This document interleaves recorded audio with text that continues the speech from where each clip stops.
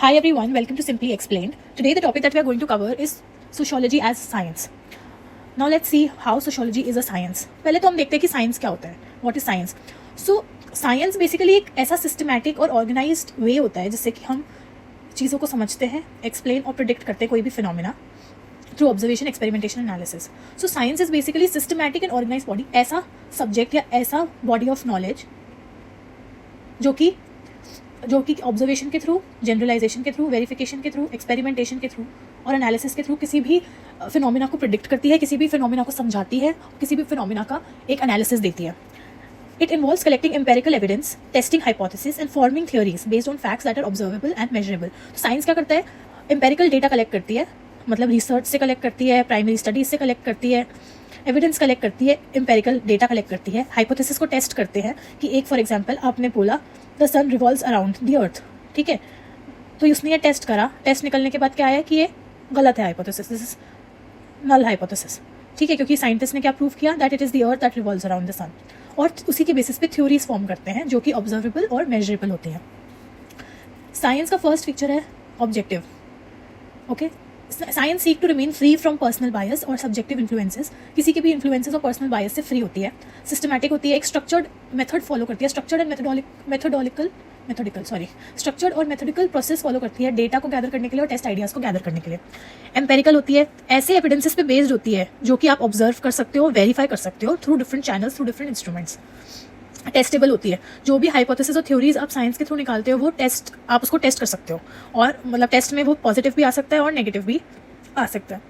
Predictive होती है, science का मेन एम क्या होता है? प्रिडिक्शंस बनाना फ्यूचर इवेंट्स के लिए, ठीक है, based on the principles on established principles.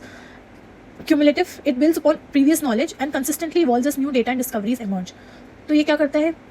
Previous knowledge पे डिपेंड करता है, या फिर प्रीवियस नॉलेज के बेसिस पे फ्यूचर प्रिडिक्ट होता है, प्रीवियस नॉलेज के बेसिस पे नया डेटा निकालने, नए डिस्कवरीज निकालने की कोशिश की जाती है in science. So features of science are objective, एक क्लियर सेट ऑफ ऑब्जेक्टिव होता है, पर्सनल बायस नहीं होता, एक स्ट्रक्चर्ड और सिस्टमैटिक मैनर से फॉलो किया जाता है, एविडेंस के बेसिस पे इसको वेरीफाई किया जाता है, टेस्टेबल होता है, जो भी आप हाइपोथेसिस या फिर आप जो भी ऑब्जर्वेशंस या आप जो भी अजम्पशंस करते हो आप उसको टेस्ट कर सकते हो, प्रिडिक्ट कर सकते हो साइंस के बेसिस पे. कोई भी डिस्कवरी हो गई है, कोई भी डेटा आपने कलेक्ट करा उसके बेसिस पे you can make new discoveries and new theories. And cumulative का मतलब भी सिमिलर है प्रिडिक्टिव से. क्यूमुलेटिव का मतलब पर ये हुआ कि पहले से जुड़ के आगे बनते हैं. क्यूमुलेटिव करते हैं ना, 2+2 4, 4+4 8, तो ये क्यूमुलेटिव होता है कि एक के बाद एक जुड़ता जाता है. क्यूमुलेटिव का मतलब यही हुआ कि पहले की नॉलेज को यूज़ करके आप फ्यूचर के डेटा या फ्यूचर की डिस्कवरीज करते हैं. Now what is a scientific method? Scientific method एक ऐसा प्रोसेस है साइंटिस्ट जो यूज़ करते हैं जिससे कि आप ये जो आपने साइंस के की फीचर्स अभी पढ़े हैं उनको हम कैसे यूज़ कर सकते हैं, ठीक है. Scientific method is a process used by scientist to investigate natural phenomena, gather knowledge and explain how the world works. Method typically includes the following steps. पहला स्टेप है ऑब्जर्वेशन. साइंटिफिक मेथड में first step is observation. Observation क्या होता है? कोई भी phenomena को या कोई भी प्रॉब्लम को ऑब्जर्व करना, आइडेंटिफाई करना, ठीक है. सबसे पहले आइडेंटिफिकेशन हो गया. नेक्स्ट इज रिसर्च, उसके बारे में रिसर्च करना, उसके बारे में एग्जिस्टिंग नॉलेज निकालना, इन्फॉर्मेशन गैदर करना. Then formation of hypothesis form करना, मतलब एक स्टेटमेंट बनाना या एक स्टेटमेंट फॉर्म करना जिससे कि आप उसको टेस्ट कर सको. फिर आप उसको टेस्ट करो, एक्सपेरिमेंट करो, डेटा कलेक्ट करो उस हाइपोथेसिस के बेसिस पे. Sorry, the next one is data collection analysis. जो डेटा आपने कलेक्ट करा है उसको रिकॉर्ड करो, सारे रिजल्ट को रिकॉर्ड करो, उसको एनालाइज करो.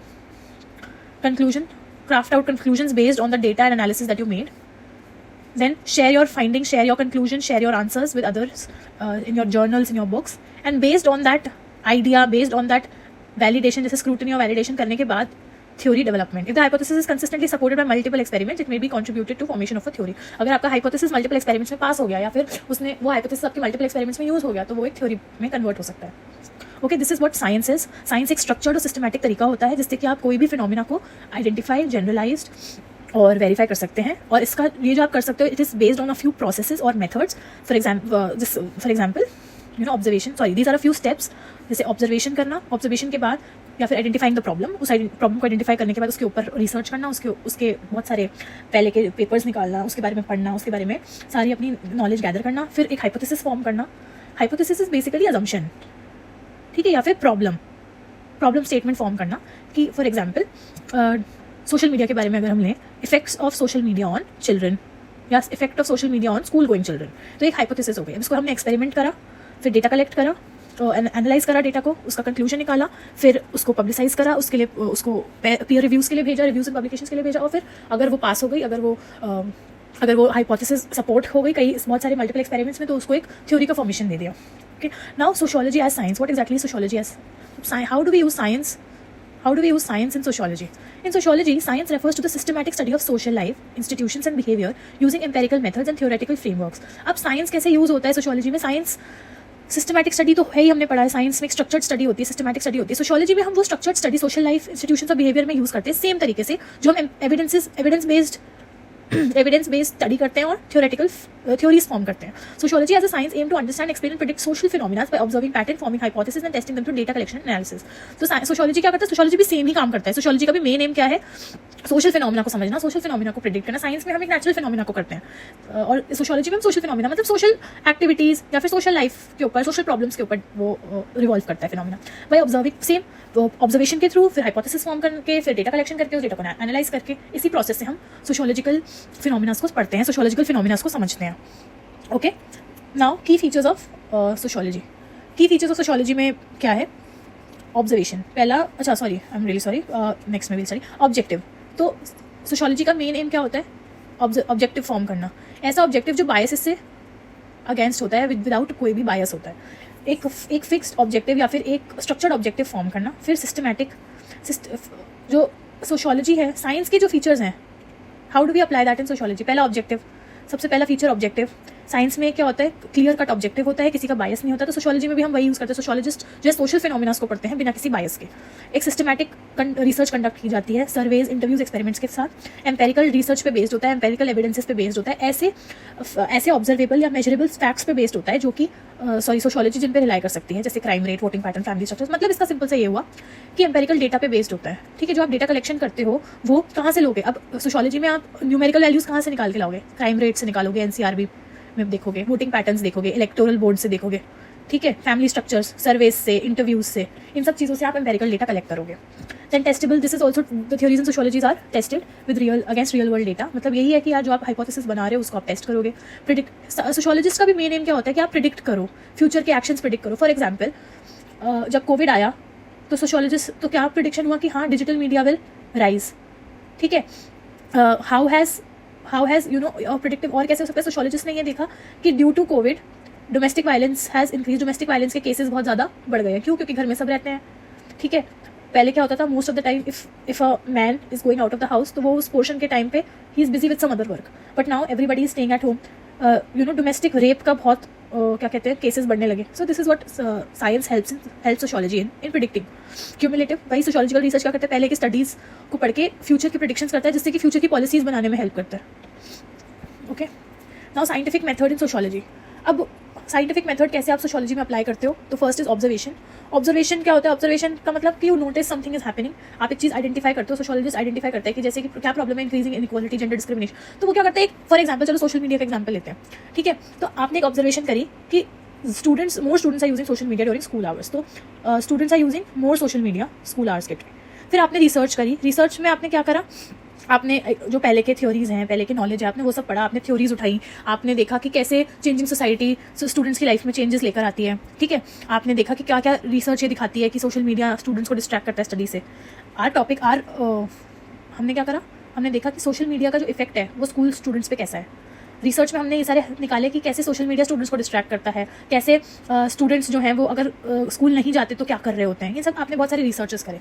फिर आपने हाइपोथेसिस फॉर्म करी कि आपने एक हाइपोथेसिस फॉर्म कर ली कि स्टूडेंट्स जो सोशल मीडिया ज़्यादा यूज़ करते हैं क्लास के टाइम पे उनके ग्रेड्स जो हैं वो कम होते हैं compare to students those who do not use social media. ठीक है, एक हाइपोथेसिस फॉर्म हो गई. फिर आपने डेटा कलेक्ट करा. आपने क्या कहते हैं, आपने 200 स्टूडेंट्स का डेटा, 200 स्टूडेंट्स का डेटा कलेक्ट करा, जिसमें आपको ये पता चला कि कौन सा स्टूडेंट कितने घंटे, आपको एवरेज स्क्रीन टाइम का पता चल गया, screen time of social media. ठीक है, the next is data collection analysis. अब डेटा कलेक्शन एनालिसिस में आपने क्या करा कि कुछ स्टूडेंट्स जो हैं वो 2 घंटे से ज़्यादा यूज़ करते हैं. ठीक है, जो स्टूडेंट्स 2 घंटे से ज़्यादा यूज़ करते हैं उनके ग्रेड्स कम है. ठीक है, जो स्टूडेंट्स 2 घंटे से कम यूज़ करते हैं उनके ग्रेड्स ज़्यादा है. तो आपने कंक्लूजन क्या निकाला कि सोशल मीडिया का जो असर है वो हार्मफुल है ऑन स्कूल स्टूडेंट्स. ठीक है, या फिर सोशल मीडिया हमारा हाइपोथेसिस क्या था कि स्टूडेंट्स जो कि सोशल मीडिया यूज़ करते हैं स्कूल टाइम में उनके ग्रेड्स कम होंगे. हमारा यही चीज़ निकल कर आई, जो 2 घंटे से ज़्यादा यूज़ करता है उनके ग्रेड्स कम है. अब आपने इसको शेयर करा अपने सोशियोलॉजिस्ट फ्रेंड्स के साथ, जर्नल्स में, रिव्यूज़ में और बुक्स में आपने या पब्लिशिंग के लिए भेजा. And now when this you know this was proven, तो ये एक थ्योरी में कन्वर्ट हो गई. Okay, now critic of sociology as science. अब क्रिटिक में का मतलब ये होता है कि क्रिटिसिज्म. ठीक है, सोशियोलॉजी एज साइंस का क्रिटिसिज्म क्या होगा? तो पहला है ऑब्जेक्टिविटी एंड बायस. देखो बहुत ही सिंपल सी बात है, सोशियोलॉजी एक ह्यूमन सब्जेक्ट है जिसमें कि सब्जेक्टिविटी होगी ही होगी, because every individual is different, every human being is different. तो उसके आइडियाज, उसके ओपिनियंस हमेशा डिफरेंट रहेंगे, उनके कल्चरल आइडियोलॉजीज डिफरेंट होंगी, पॉलिटिकल आइडियोलॉजीज डिफरेंट होंगी, उनके पर्सनल वैल्यूज डिफरेंट होंगे. हो सकता है जो स्टूडेंट 2 घंटे से ज़्यादा वो क्या कहते हैं यूज़ कर रहा है, जो स्टूडेंट 2 घंटे से ज़्यादा यूज़ कर रहा है, उसको पढ़ाई में इंटरेस्ट नहीं हो, लेकिन he wants to make the career in digital media. ठीक है, तो उससे ग्रेड्स का कोई फर्क नहीं पड़ता. ठीक है, फॉर एग्जाम्पल अच्छा से देखो, कोई सोशियोलॉजिस्ट है, वो देख रहा है कि स्कूल यूनिफॉर्म्स जो है वो काफ़ी बायस हो सकती हैं. ठीक है, कैसे? अगर कोई स्ट्रिक्ट ड्रेस कोड है, स्ट्रिक्ट ड्रेस कोड मतलब 2 चोटी करके ही आना है, रिबन लगा कर ही आना है, तो बच्चे फ्रस्ट्रेट होंगे उस केस में. ठीक है, उस केस में क्या कहते हैं, कुछ लोगों को तो पसंद है कि यार क्या कहते हैं स्ट्रिक्ट कोड है, हमको बार बार रोज मेहनत नहीं करनी, क्या पहनना है क्या नहीं पहनना. कुछ बच्चों को होगा कि यार ये इतना स्ट्रिक्ट क्यों है, वाई इज रिबन इंपॉर्टेंट. ठीक है, तो ऑब्जेक्टिविटी तो हमेशा रहेगी ही रहेगी सोशियोलॉजी में. So next one is reduction in sociological sense. Reduction in sociological sense का मतलब ये हुआ कि सिर्फ एक ही फैक्टर को वो कंसिडर करता है. ठीक है, multiple factors when you have to make when you are going to quantify any phenomena. अगर आप कोई भी चीज़ नंबर्स में कैलकुलेट करना चाहते हो तो उसको आपको ब्रेक करना पड़ेगा. एक क्वालिटेटिव अप्रोच को आपको क्वांटिटेटिव अप्रोच में लेके आना पड़ेगा. मतलब for example if you are looking at exam scores, अगर आप एग्जाम्स के जो मार्क्स हैं उनको देख रहे हो, किसी भी स्टूडेंट के सक्सेस को आप क्या कर रहे हो, एग्जाम के स्कोर से वेरी कर रहे हो, एग्जाम के स्कोर से वे कर रहे हो कि if you are only successful if your exam score is increasing और डिक्रीजिंग. ठीक है, तो सोशियोलॉजी ये नहीं देख रहा कि success is not limited to higher number of exam scores. और सक्सेस को डिफाइन करने के लिए आपने क्या पैरामीटर्स रखे हैं कि इकोनॉमिक सक्सेस है, मेंटल सक्सेस है, या साइकोलॉजिकल सक्सेस है, या फिर corporate job is a success, और डिजिटल मार्केटिंग, डिजिटल मीडिया और इन्फ्लुएंसिंग और acting is success. Sociology is only limited, एक लिमिटेड नंबर ऑफ चीज़ों को वो देख रहा है. सोशियोलॉजी क्या करता है, कॉम्प्लेक्स सोशल रियलिटीज़ को रिड्यूस कर देता है. कैसे रिड्यूस करता है? जब उसको आप क्वांटिफाइंग कैटेगरी में या क्वांटिफाइबल नंबर्स में कन्वर्ट करोगे तो उसका जो एसेंस है वो कम हो जाएगा. कैसे? Reducing culture to mere statistics. Simple सी बात है यार, आपने देखा, आपने for example different ethnicities in India. ठीक है, तो आपने उसको तो नंबर कर लिया डिफरेंट एथनिसिटीज़ को, लेकिन अगर मैंने ये बोला कि डिफरेंट क्या कहते हैं, यही सोशल मीडिया वाला ले लेते हैं, अगर मैंने ये बोला कि effect of social media on school going children, तो उसमें you are not considering cultural factor, you are not considering economic factor. हो सकता है person using social media for more than 2 hours does not have any psychological effect, but a person who is not using social media has a major psychological effect, has ADD or ADHD, anything. ठीक है, the next one is ethics in sociological research. Sociology में usually आप लोगों की private life को पढ़ते हो, social issues को पढ़ते हो. ठीक है, तो इससे क्या होता है, एक एथिकल कंसर्न क्रिएट हो जाता है कि कंसेंट ली है कि नहीं है. अगर आप कोई ऑब्जर्वेशन कर रहे हो तो उसमें आप कंसेंट कैसे लोगे, या आप लेते हो या नहीं लेते हो. In every case you have to take consent. Okay, if you are for example if you are studying a sensitive topic like domestic violence, ठीक है, तो उसके लिए उसके जो विक्टिम की फैमिलीज़ हैं वो अलाउ नहीं कर रही विक्टिम को, तो विक्टिम कंसेंट नहीं दे रहे. ठीक है, तो ऐसे प्रॉब्लम्स आते हैं when you are conducting sociological research. The next one is uncertainty in social issues. Uncertainty in social science. Social phenomena. देखो, सोशियोलॉजी में जो भी आप कॉन्सेप्ट्स पढ़ते हो उसके मल्टीपल इंटरप्रिटेशंस होते हैं. You cannot confine it like natural sciences. You cannot have one fixed explanation. It will have multiple explanations. It will have more than one context. So it is not fixed basically. So, एक uncertainty हमेशा रहती है. There is no fixed answer. Now over emphasis on quantification. वही हमने जो पढ़ा कि हम क्या करते हैं, जो कॉम्प्लेक्स सोशल रियलिटीज़ है उनको रिड्यूस कर देते हैं क्वांटिफाइबल कैटेगरीज में. वही ये चीज़ कह रहे हैं कि हम क्वांटिफिकेशन के पीछे इतना भाग जाते हैं कि हम जो उसका एसेंस है, उसका जो मीनिंग है, जो उस चीज़ का एक्सपीरियंस है, वी रिड्यूस इट्स पावर और reduce its essence due to quantification. To address this, sociology often uses quantitative method. Sociology often uses qualitative method. Sociology ज़्यादातर qualitative method यूज़ करती है, जैसे interviews, ethnography और many, oh my god, why can I not remember, interviews, or to gain deeper insights into social phenomena, even though these methods are sometimes viewed as less scientific. Now conclusion, sociology as science. While sociology applies scientific methods such as systematic observation, hypothesis testing and theory building, it also faces unique challenges due to the complexity of human behavior and social structures. Sociology इसका basically हमने जो पढ़ा वो इसका यही conclusion है. Sociology क्या करता है, साइंटिफिक मेथड्स को यूज़ करता है, लेकिन इसमें काफ़ी सारे चैलेंजेस भी होते हैं जो हमने क्रिटिक्स में पढ़ लिया है. Whether sociology is a true science remains a topic of debate, especially regarding its objectivity, replicability and ability to deal with human subjectivity. However it employs a scientific approach to study society, striving to achieve rigor and empirical grounds in its research. Sociology try करता है कि scientific तरीका ही use करे, so that they have accurate answers, so that they have ground breaking research. But we can not ignore the fact that subjectivity is a major part in sociology. reliability and objectivity of sociology is concerning. हाँ, okay. So हमने क्या पढ़ा, science क्या होता है. Science एक structured तरीका होता है किसी भी फिनोमेना को आइडेंटिफाई करने का, एक्सप्लेन करने का through various processes, various methods like observation, verification, generalisation. हम वो साइंस की जो टेक्निक्स हैं, साइंटिफिक मेथड्स हैं, उनको हम सोशोलॉजी में यूज़ करते हैं. कैसे यूज़ करते हैं? ऑब्जर्वेशन करके, same observation, hypothesis and data collection, analysis of data, conclusion, ये सारे प्रोसेस हम सोशोलॉजिकल रिसर्च में भी फॉलो करते हैं. However we follow the scientific methods of sociology in sociological research, but there are critics also. There are a few loopholes that are of concern. पहला ethics होता है कि आप कंसेंट लेते हो या नहीं, आप इतने सेंसिटिव टॉपिक्स पे काम करते हो कि जो आपका डेटा, जो आपकी वो है सैम्पल है, उसका प्रिवेसी रहता है या नहीं, कंसेंट होता है या नहीं. देन इट इज़ अनसर्टन, एक फिक्स्ड आंसर नहीं निकलता इसमें. There are variations in answers, there are variations when you quantify the results. Then इसमें क्या होता है कि आप सब्जेक्टिविटी बहुत इंपॉर्टेंट है कि आप एक पर्टिकुलर टॉपिक पे अगर काम कर रहे हैं तो you don't have to make any bias, you don't have to be subjective, you don't have to get influenced by any personal view और पर्सनल ओपिनियन. या so that's it. Thank you for watching. Please do like, share and subscribe. If you have any ideas, opinions, techniques or any words that you would like to say, you can please write down in the comment, or you can also write to us at everythingsimplyexplained@gmail.com. Thank you.